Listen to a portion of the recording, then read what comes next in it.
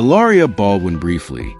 A blind claims a cosplaying celebrity expected to last to the Dancing with the Stars finale and left frustrated, blaming sabotage and weak voting from her husband's friends. Contestants and pros say she was emotional but professional. Whatever you think of her accent saga or infamous, how do you say cucumber clip? Competition shows are unforgiving. Voting blocks matter. So does audience patience. Sometimes, a clean exit is kinder than weeks of noisy controversy. A thorny one. Accusations that Saweetie is making more from yachting than from music. A euphemism for paid companionship that's frequently lobbed at women in entertainment without proof. Her former road manager has posted angry claims about unpaid invoices and messy behavior. She also threw in dramatic language about witchcraft and substances. Saweetie hasn't responded publicly. Allegations about escorting are reputational napalm and, absent evidence, shouldn't be repeated as fact. If there's a contract dispute, lawyers can resolve it. The rest is gossip with real-world consequences. Army Hammer, still trying to podcast his way back into relevance, said he loved getting people extremely high, not his phrasing, and claimed he once got Johnny Depp stoned on a press tour. He also told a story about taking a bite of a freshly killed animal's heart on a hunting trip, and reminded listeners that cannibalism requires literally eating human flesh. These are his stunts to keep a conversation going. You're not obligated to care. Taylor Swift made the rounds with Jimmy Fallon, who remains a preferred late-night chair, friendly on message, and unlikely to challenge her talking points. She batted away the idea that she turned down the Super Bowl halftime show over performance footage rights, and said plainly she's too invested in an NFL season with a certain tight end to plan the world's biggest halftime right now. Elsewhere, a different promo moment raised eyebrows. A panel clip where another artist tried to tease his forthcoming EP and appeared to be shut down mid-sentence, prompting Swift to murmur thanks to the host as they moved on. Fans debated whether it was a miscue or protective guardrails around her own rollout. Either way, it highlights how tightly managed megastar promo cycles have become. Jennifer Lopez and Ben Affleck closed things out with a public reunion on the red carpet for Kiss of the Spider-Woman, which Ben produced. A blind insists they're still sleeping together post-split. There's no confirmation of that. On camera, they were cordial. Off camera, sources say they function better at arm's length. No shock to anyone who's watched Bennifer 2.0 bump against different appetites for publicity. She thrives in the spotlight. He prefers the quiet. Producing the same film forces a truce. That can be healthier than pretending shared routines still work. Circling back to the top, Ariana Grande and Ethan Slater will have to navigate how the wicked glow fades and real-life logistics take over. If he chooses a quieter lane or leans back into co-parenting routines with Lily J, that's not necessarily a referendum on Ariana. It's an admission that love is one thing, lifestyle is another. Studio setting guardrails on press is also not unusual. It's a reminder that the public's appetite for backstory can overwhelm the art. Everyone involved has a right to move forward without being retried on a press line. A few closing notes on reading celebrity stories wisely. Memoirs, blinds, and post-breakup interviews are narratives with motives, money, vindication, attention, or genuine catharsis. Treat explosive claims as allegations unless verified. Separate what's said from what's proven. Remember the kids and families who didn't choose the spotlight. And never confuse trending with truth. If you made it this far, thank you. Tell me in the comments which item you believe, which you don't, and what I missed. Should Ethan Slater bring Lily J and their child to a premiere? Did Taylor Swift handle her promo the right way? Is the Justin Trudeau and Katy Perry talk more heat than light? I read everything you send. If you want more balanced celebrity news, Ariana Grande and Wicked updates, Taylor Swift interviews, Jennifer Lopez film projects, Keith Urban tour insights, Bella Hadid health coverage, and responsible breakdowns of blind items, please subscribe, turn on the bell, and like this video. It helps the channel grow and keeps these deep dive rundowns coming. See you in the next one. Before we jump in, a quick ask. If you enjoy clear, respectful coverage of celebrity news and blind items, hit subscribe, turn on notifications, and drop a like. In the comments, tell me which story you think is legit, which sounds like spin, and what you want covered next. Your engagement helps more viewers find grounded pop culture reporting. from Ariana Grande and Ethan Slater to Taylor Swift, Jennifer Lopez, and beyond. A reminder up front, blind items are rumors by design. Some claims in today's roundup are unverified, speculative, or one-sided. Where possible, I'll note what's on the record and what's not. Please don't harass anyone mentioned. Let's keep the focus on media literacy and the narratives shaping entertainment. Let's start with Ariana Grande, Ethan Slater and his ex, Lily J. A circulating blind claims Ethan, nicknamed SpongeBob for his Broadway past, won't be permitted to do solo press for his upcoming movie, only group events.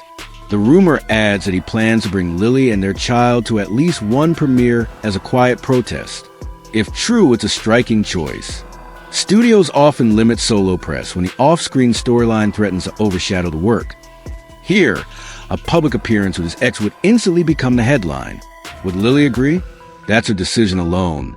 Some commenters predict she won't. Others say long history and co-parenting ties might sway her. Either way, it shows how much the wicked press whirlwind changed everyone's lives, and how hard it is to put that genie back in the bottle. There's also fresh chatter that Ariana and Ethan's romance has cooled as he spends more time with Lily and their son. An insider describes Ethan missing a quieter world, noting the contrast between the controlled Broadway stage and the circus of pop superstardom. Even when he's home, the insider says he feels halfway back in rehearsal. Breakup rumors are unconfirmed, but it tracks that early secrecy around Wicked felt thrilling in a way that a public relationship never could. Grown-up reality rarely matches the intensity of a hidden set romance. For now, they're still together. The question is what their day-to-day looks like once the Wicked spotlight dims. On to Aaron Taylor-Johnson and Sam Taylor-Johnson. A blind alleges someone close to the foreign-born three-named actor is behind recent negative press. Finger pointed, fairly or not, at Sam. Their age gap relationship has faced scrutiny since day one. The narrative that Sam shapes Aaron's career resurfaces whenever his name trends. More concrete is a troubling accusation from a former co-star who says that during the 2012 film Savages, Aaron repeatedly hit the brakes between takes while she was bound in the back of a moving truck, sending her flying across the vehicle.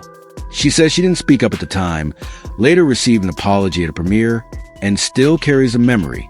Aaron hasn't commented on that specific claim.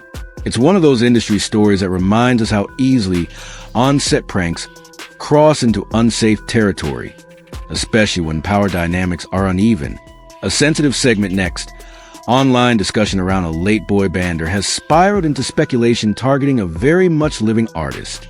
We won't amplify false death rumors. Instead, here's the real issue.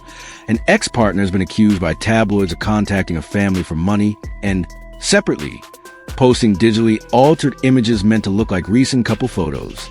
People grieve and cope in different ways. Manipulating images of a living or deceased ex can feel triggering to loved ones. One former colleague called it distasteful and unhelpful. The takeaway isn't to vilify someone in pain. It's to acknowledge how easily digital tools blur reality in a way that hurts families and fans. If you're mourning, please consider the impact on those closest to the person at the center of it all. Now to politics meets pop culture.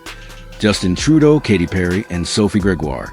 A blind claims a former north-of-the-border A-lister, Trudeau, has a love child, a rumor Canadian outlets haven't substantiated. It also alleges Sophie is supporting another woman in that story. None of this is verified. What is public is Sophie's thoughtful video about love as presence, not possession, widely read as a graceful message about letting go after a long marriage. Meanwhile, Katy Perry and Justin Trudeau were spotted looking close on a yacht. Sources say she finds him a high-quality guy. That optics alone fueled headlines. Call it his post-separation era colliding with her pop world sparkle, and an ex choosing a higher road. There's another Hollywood-adjacent blind with potential legal teeth. Tom Cruise, Nicole Kidman, and Keith Urban. The item claims a pint-sized actor worries because a foreign-born A-list singer, Keith, knows everything and never signed an NDA. The fear for the blind is that if old habits resurface, he might talk about certain institutional connections we all know by code. It's speculation. What is public is Keith's candid reflection about life on the road. That 3:30 a.m. tour bus reality where you're sick, exhausted, and missing your family, reminding yourself you do this because it's what you're born to do. There have been unfounded whispers about a guitarist quickly shot down by her father. Nicole Kidman, by most accounts, is holding the family center while Keith tours. That's the non-sensational truth of show business families. Long stretches apart, deep commitment required. To Bella Hadid, a blind accuses a celebrity offspring of drug use and suggests her health would normalize if she stopped. Bella has been open about years of debilitating illness, often referred to as chronic Lyme. The terminology is contested in the medical community. Some prefer post-treatment Lyme disease syndrome, but debating definitions shouldn't erase someone's lived experience. Bella and Yolanda Hadid have pursued comprehensive treatment plans, including abroad, tailored to their beliefs and resources. It's fair to acknowledge how opaque chronic illness can be from the outside. It's also fair to extend empathy. Illness narratives are complicated. Internet diagnoses are rarely helpful. Danielle Bregley, known as Bad Baby, has publicly said she has CML leukemia, a blood cancer, and addressed criticism for vaping and undergoing cosmetic procedures. A harsh blind insinuated drug use. She denied it and explained she does not have lung cancer and obtained medical clearance for surgeries. That doesn't make vaping wise. It means her doctor signed off under her specific circumstances. The internet loves a gotcha. Health, however, lives in nuance. Young people make choices others won't co-sign. That doesn't mean the diagnosis is fake. It means public scrutiny is relentless and calm, accurate information matters.